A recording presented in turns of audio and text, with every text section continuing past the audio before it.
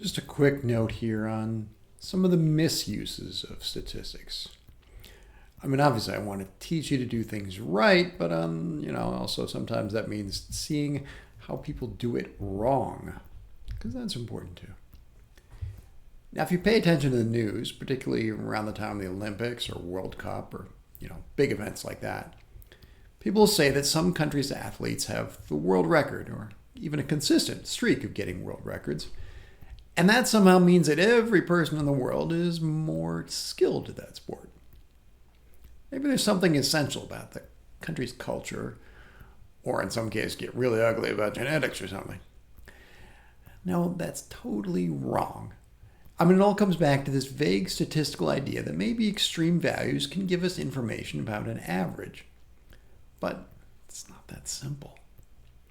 It's not true in general that extreme values can tell us much of anything about the average. Not unless we make a lot of additional assumptions about higher moments and the type of distribution. So let's look at some pictures, because I think that's the easiest way to understand. What I think people have in their heads is a picture like this.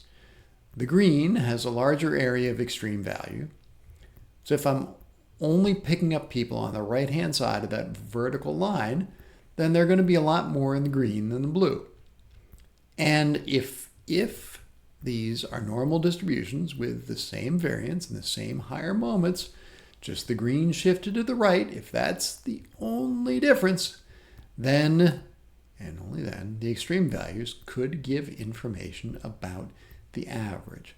However, it is really easy to draw pictures where that's not the case. Here the pink has the same mean, but higher variance. It's just sort of squished down there. They have the same mean, the same mode, the same median, but they're more extreme values, both sides, both tails, in the blue. There'll be more people in the extremes with the blue than the green, even though there is no actual difference in the means. Now we can draw even wilder distributions here, the light blue versus the green, where the light blue has this weird skew and higher kurtosis. It's very non-normal. But now there are more people in the extreme values in the light blue than the green.